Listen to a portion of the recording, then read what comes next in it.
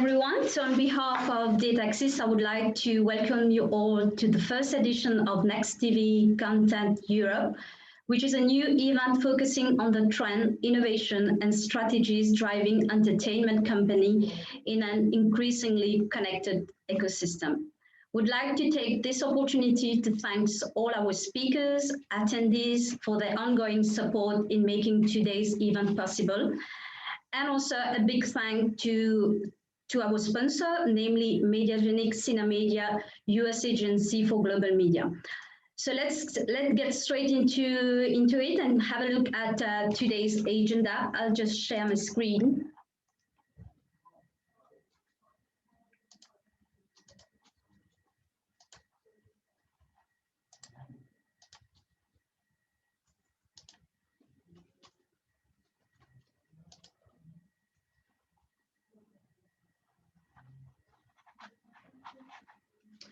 So for today's session, we'll start with the panel operators' involvement in original content production. And then we'll move into the next panel, operators' chief content officer strategy panel. The next panel will be on how analytics shaping operators' content strategy. Then we'll move on to the panel, Smart TV, a new distribution channel platform, before going to the next panel, abundance of content, how to improve the access and user experience. We'll finish with a panel focused on CEE, pay TV operators, content strategy.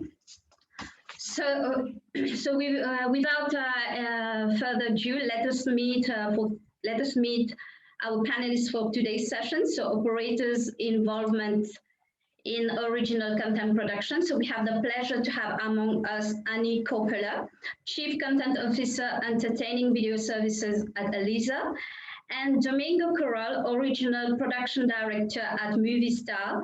The panel will be moderated by Julian. Please note that all the session will be available on demand as from tomorrow. Julian, you have the floor. Thank you very much, Priscilla. Good morning, everyone. Let me introduce then the panelists to you. I'm going to ask them each to speak for about 60 seconds or so to tell you about themselves and also about the companies who they work for. Annie, let me start with you. Tell us a little bit about Elisa in Finland. Good morning, everyone. Yes, happy to be here with you today. Yes, my name is Annie Korpela. I'm working as a Chief Content Officer at Elisa in Finland. Elisa is a Finnish market leader in telecommunication and digital services, and we actually have more than 140 years history. And despite of that, we have always been very interested to experiment and use new technologies. And that was the one reason that Elisa B, the entertainment arm of the company, was established in 2008. And under the Elisa B, the brand, we actually have a IPTV OTT service, a platform that provides free TV channels, AVOD services, streaming services such as Netflix, HBO Nordic, Amazon Prime, C More, and pay TV channels. And on top of that, we also have our own streaming service called Elisa Viihde Viaplay. And that one is a cooperation of Elisa and Nordic Entertainment Group. And this is basically where you can watch all our original content, all the Finnish original series, and also the Scandinavian ones provided by NENT. And we also have a rental service. So putting all this together, I'm the one who is responsible everything related to the content business in the company. Thanks very much, Annie. Same one for you, Domingo. First starter, what's give us a little bit of background to yourself and to Movistar. Oh, and don't forget to unmute. I'm sorry. It's a true pleasure to be here with you all. Thank you, Julian. I'm the director of original programming here at Movistar. Movistar is a brand owned by Telefónica. Movistar here, we are a platform, as Elisa here in Spain. We have 4 million subscribers to our TV service, and we are the leading platform in the marketplace. We have we offer connectivity, broadband, mobile, and we offer a package of TV with linear channels, with SVOD services, with the sports, of course, football, which is key here in Spain. And as part of that offer, we also make originals. We make around 10 to 12 originals per year, and that's pretty much what Movistar is in essence. Okay, that's great. Thank you, Domingo. Let's delve a little bit deeper, shall we? And of course, if you do have any questions, just use the appropriate box on the screen, and we'll try to get to as many of those as we can during the course of our conversation. So Annie, tell us about the kind of original production that Elisa has been making, and what genres you're focusing on. Well, we are focusing on fiction drama series.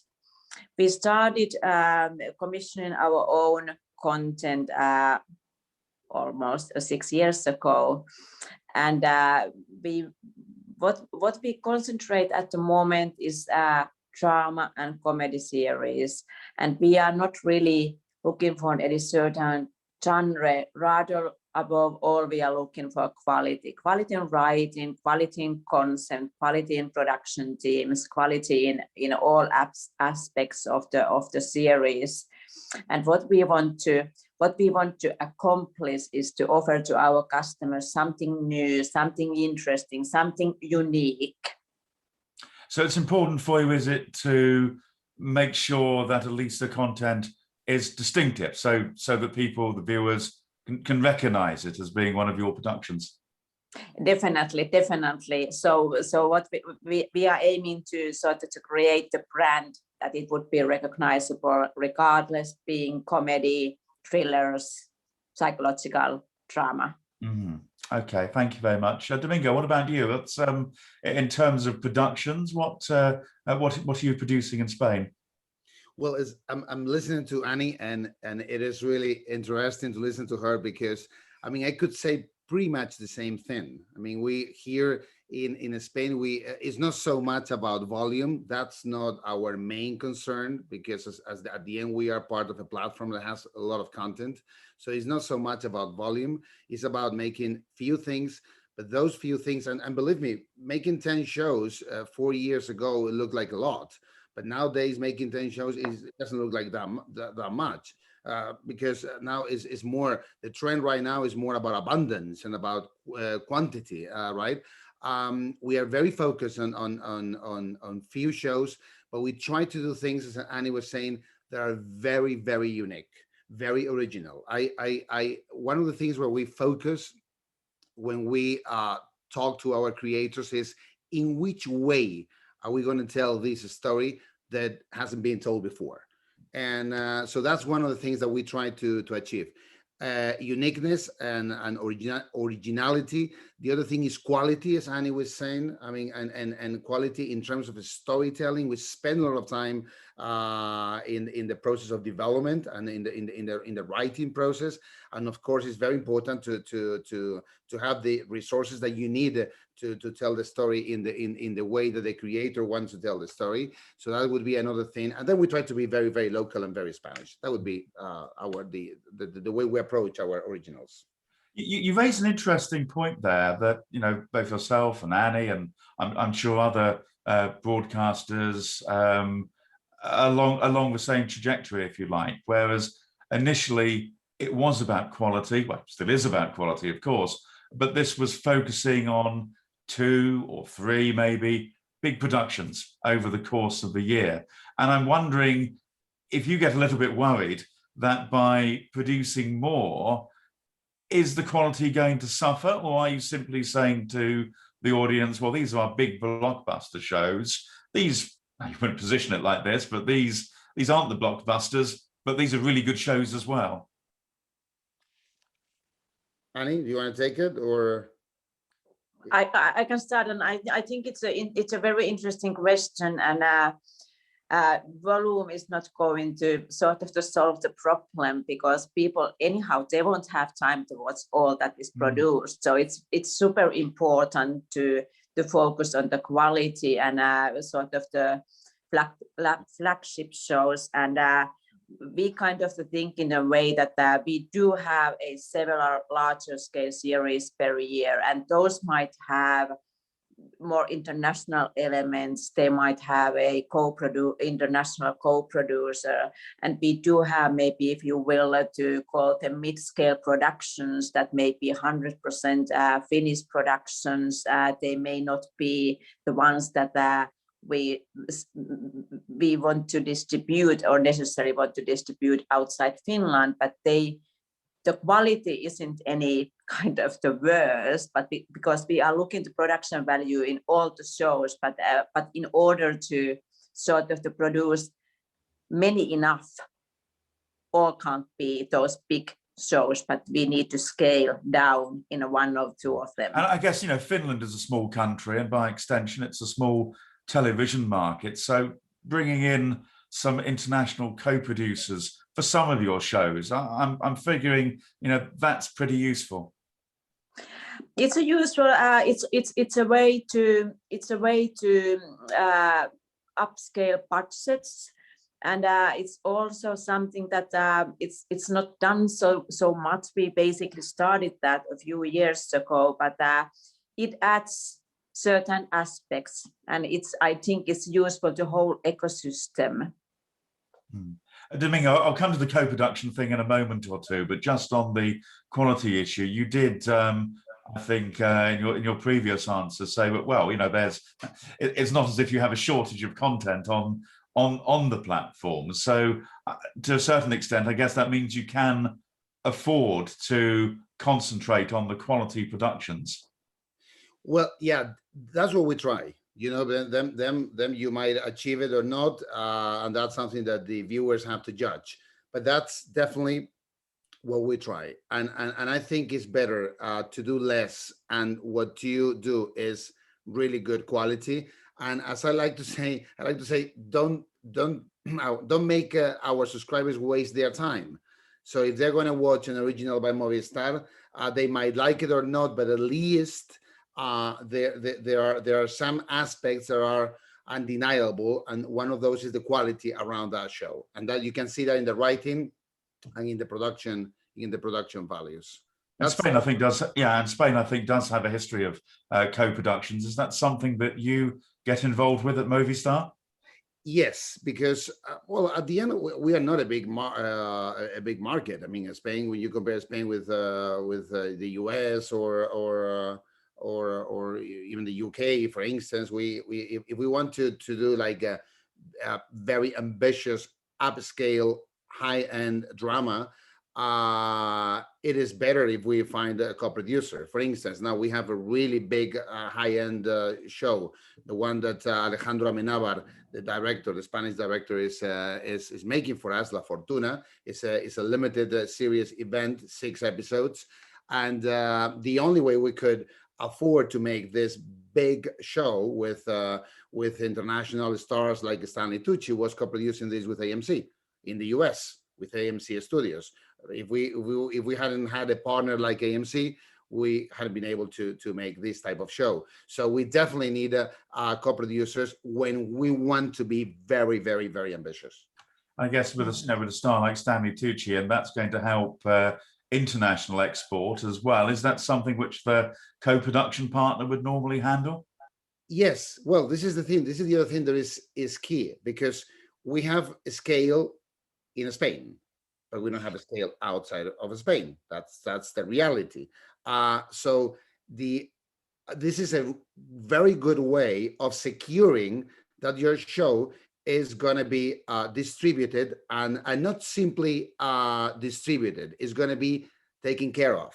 Because for AMC in the US and in LATAM and in the UK, it's going to be an original for them. And because it's going to be an original, they're going to take good care of it. It's not going to be simply an acquisition. So that's the other big advantage of co-producing and having these kind of partnerships. And I guess the trick is to make your subscribers feel like it's exclusive to them. You know, if they that as far as they're concerned, when they see the show on Movistar, they're not going to really worry about whether or not it's, I don't know, also shown on NBC in the States or something.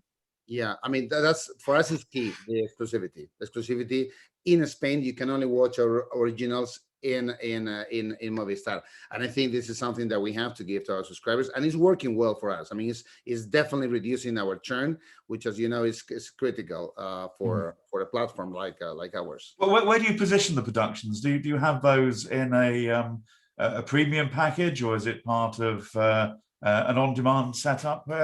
How can you watch these shows?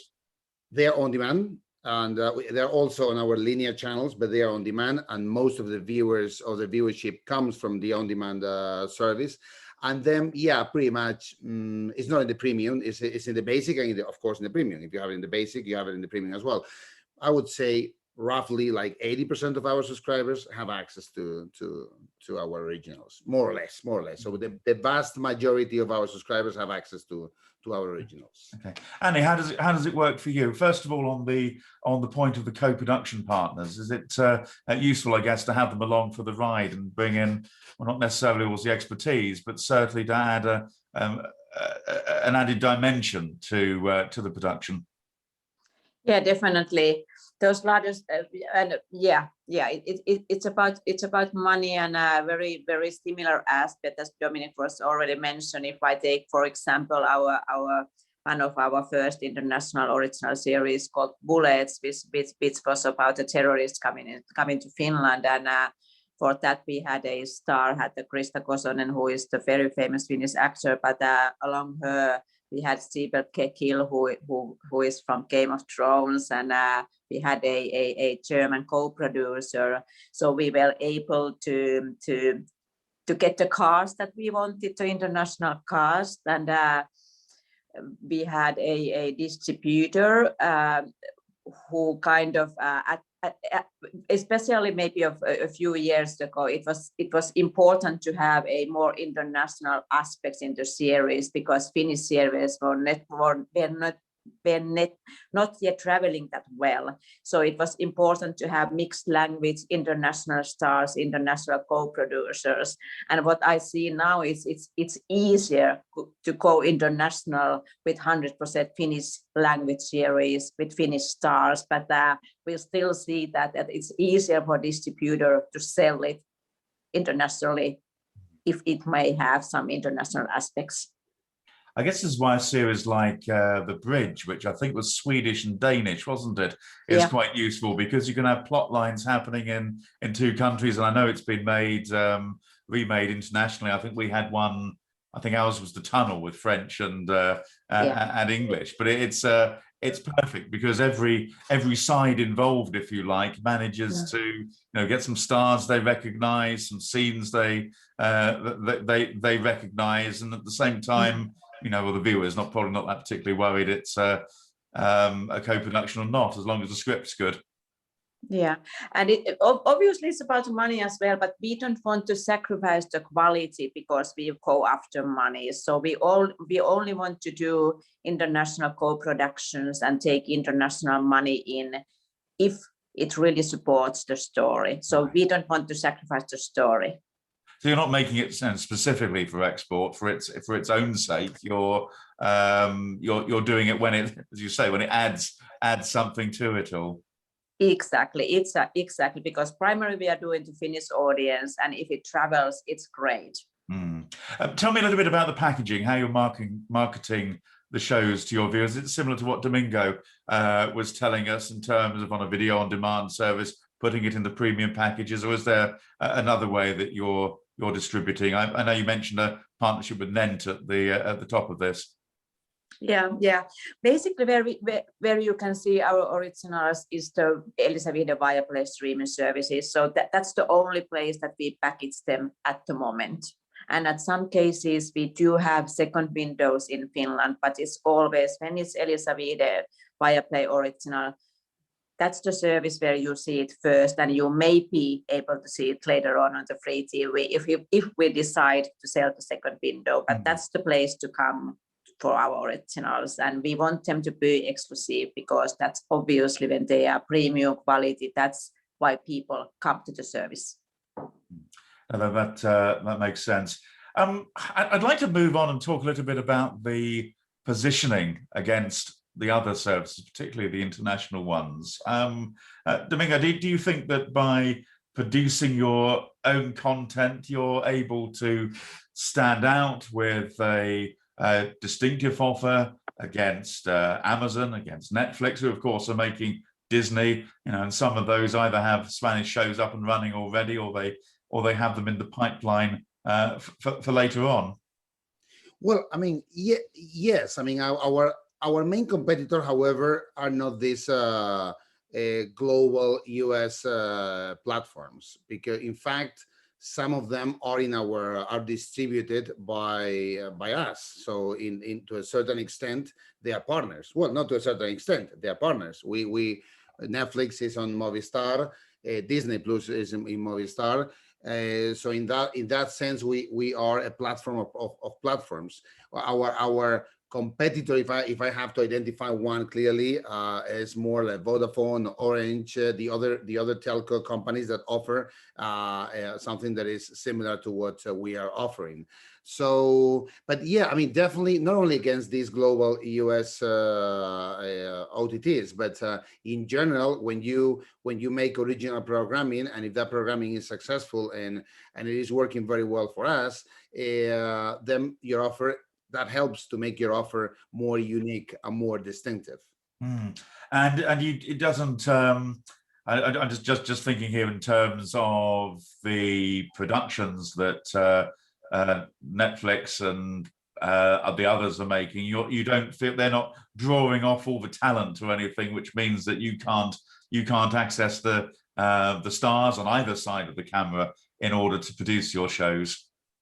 Well, that has changed in the last 2 or 3 years. You can definitely see that Spain has become a hub of international production. There's no question about this.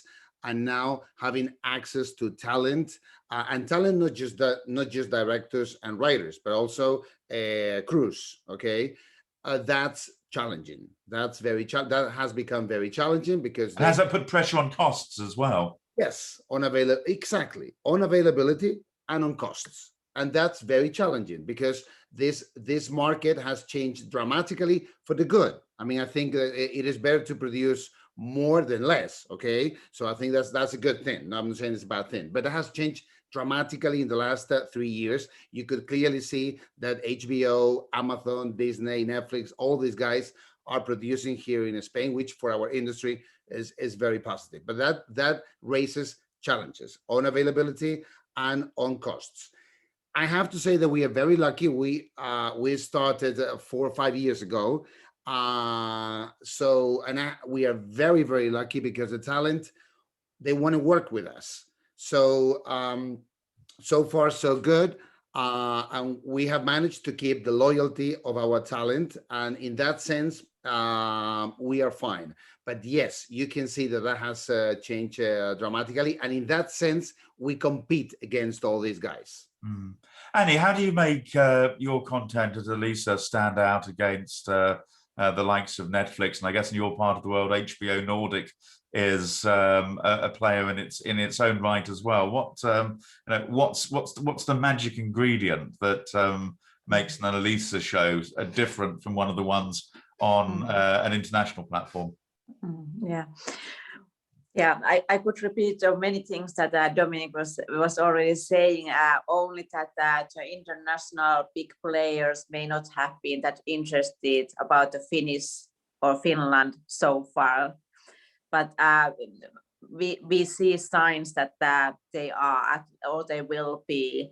And it's the same thing, that you need to attract to talent. You need to provide something, the production companies and then talent in general, that they want to work with you. And we are quite,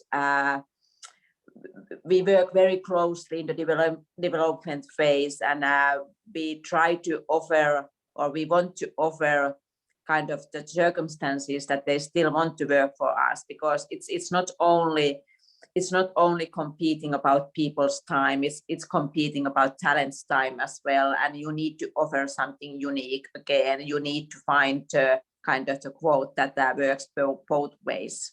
And we have a question actually, which has come in for you, Annie. This is, I guess that Domingo could pick up on it, but I think it's specifically for Scandinavian market. Do you have some sort of tier system for the series you produce? I think meaning, in other words, a first tier where there might be high budget internationals, a second sort of mid-budget Scandi focused production.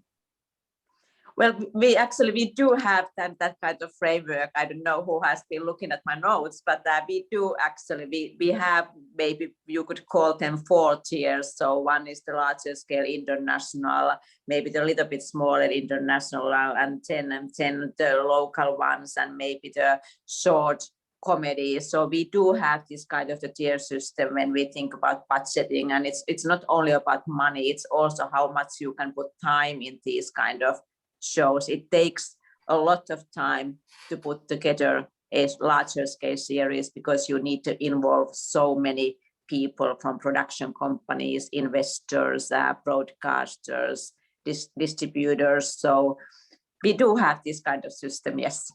Yeah, and in terms of when you're positioning this to your customers, do you find is it a sales drive, or is it something which makes people subscribe to Elisa, or is it actually just as much of a retention device? Yeah, I would say it's both. It's both. It's a sales driver, and what we need to do, we need to make sales drivers. It doesn't really help anyone to do something in between that doesn't raise the interest towards the service or towards the content. So it is a sales driver, but a engagement factor as well. And as an engagement factor, we combine not only the Finnish series, but all the great Scandinavian series that we have. We may have less than 10 Finnish original series per year, but via the partnership with NENT, we have almost 50 original series coming this year. So it's a lot of exclusive and content. Are they producing in Finnish as well? Because as I understand it, the Norwegian, Swedish and Danish languages are pretty similar, but of course the construction of the Finnish language is that little bit different, to say the least. So does that help or harm you?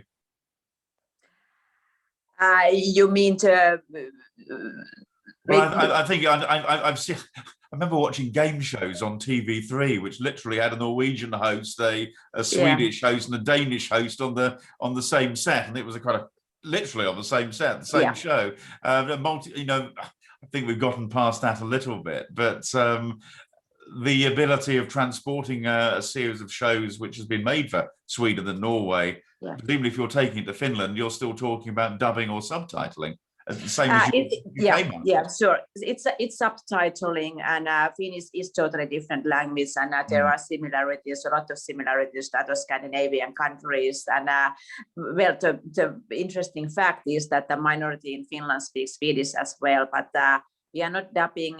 They are subtitled, and they are very, very, very popular in Finland as well. People in Finland watch a lot of Swedish series and Swedish movies, as other Scandinavian countries as well. So they are kind of what we are trying to do is to put together a Scandinavian or Nordic slate, not only Finnish, but from other countries as well. And that's popular in your market. That's something which works well. People, do they identify you? They would shows from the other Nordic countries, even if it's not their own country. They do. Culturally, the Scandinavian countries or Nordic countries are very similar. It's only the language, of course, not totally similar, but you can find the similarities, and it feels familiar to you. Yeah, no, that's good. Domingo, do your Spanish productions help drive sales to to Movistar, or is I guess there's sport as well as very much a factor, as we discovered recently with the European Super League nonsense? Yeah, yeah, sports definitely. Well, not sports, football. I would say football, especially in Spain. We're very focused on football. I think our originals definitely what they help is keep loyalty and reduce churn, and probably they have also some impact in making new subscribers. But I think the main thing that they do for us is loyalty of our subscribers. That's what I would say. And those productions, you're not letting them out onto any other Spanish broadcasters. Movistar is the only place where they can be seen. It's exclusive to Movistar, our productions. Yes. Completely. It's interesting. I'm sure you'll be aware in the UK market, BT, which hasn't gotten into drama, but they've focused a lot on sports and in some sports documentaries as well. And they talk about letting go of their sports operations, but for Movistar, it's still important to keep the content production of the drama, and indeed your colleagues over on sports. It's important to keep that off and keep it distinctive.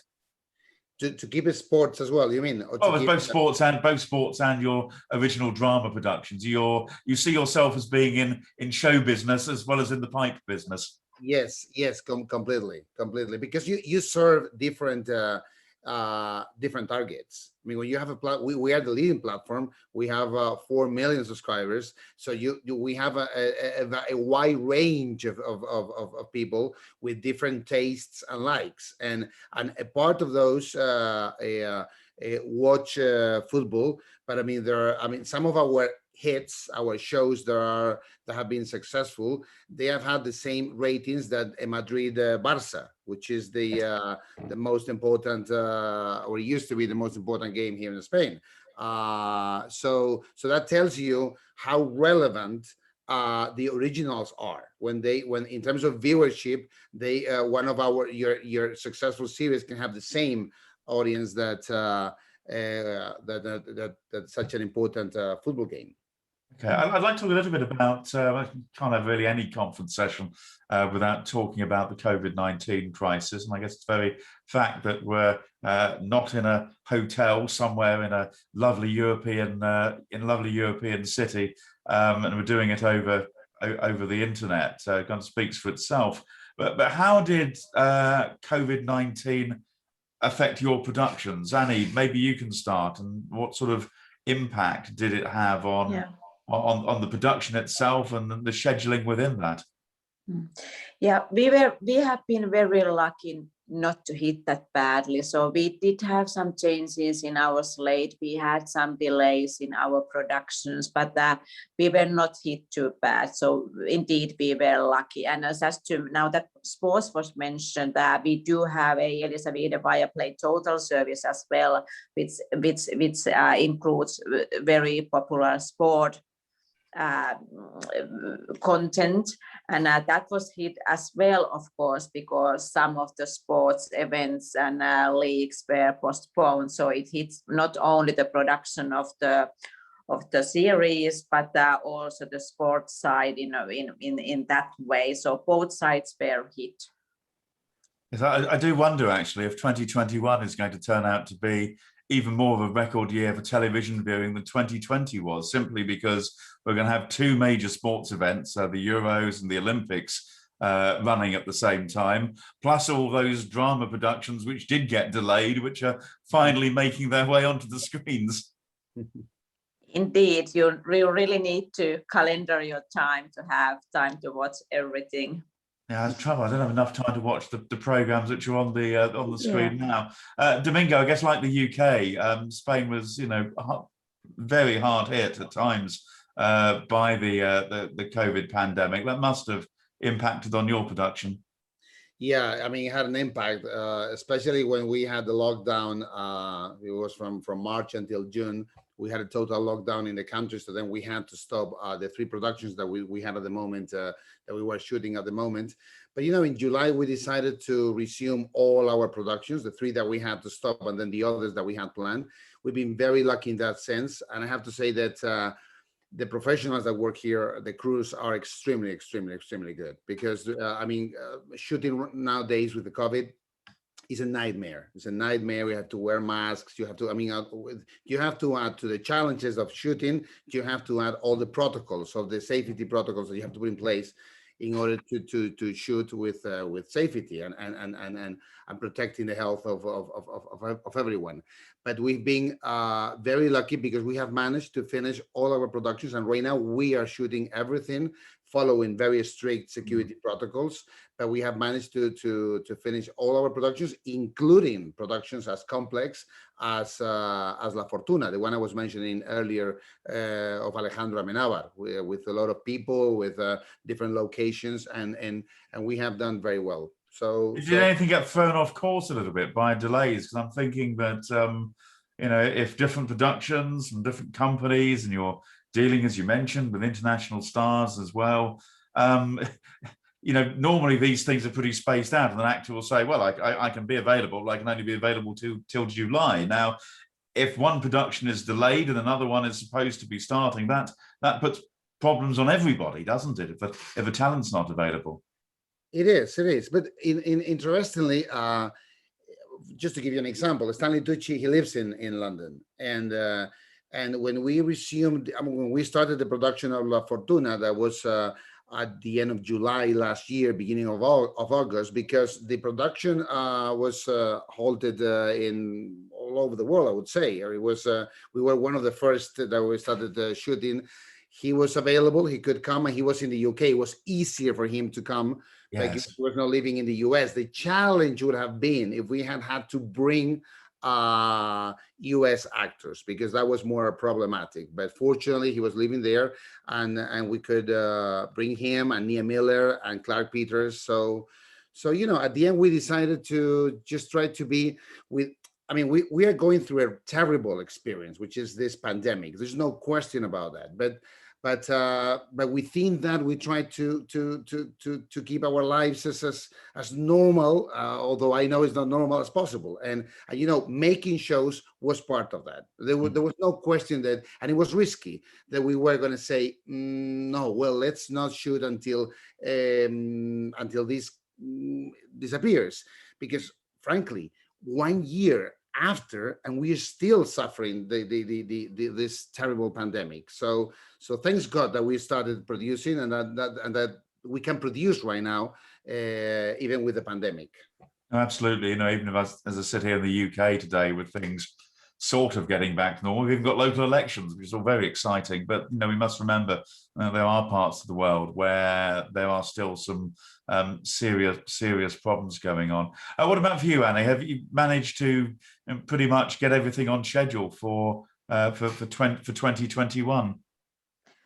We have, as said, we did make some changes to our slate because of the postponing productions, and we did concentrate a little bit more in the mini-series that the agriculture make, and